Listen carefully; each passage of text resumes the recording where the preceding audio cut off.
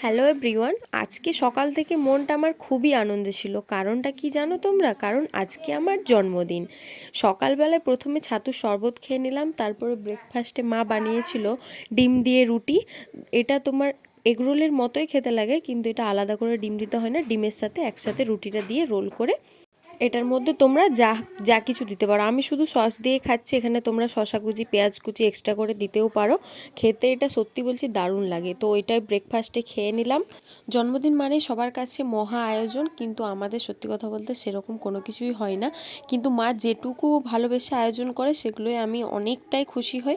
দুপুরে দেখো এই যে সব কিছু মায়ের রান্না করার একদম রেডি করে নিয়েছে। এবার আমাকে থালাটা খুব সুন্দরভাবে যেটুকু করেছিল সেইটুকু দিয়ে খুব সুন্দরভাবে গুছিয়ে দিয়েছে আমাকে খেতে।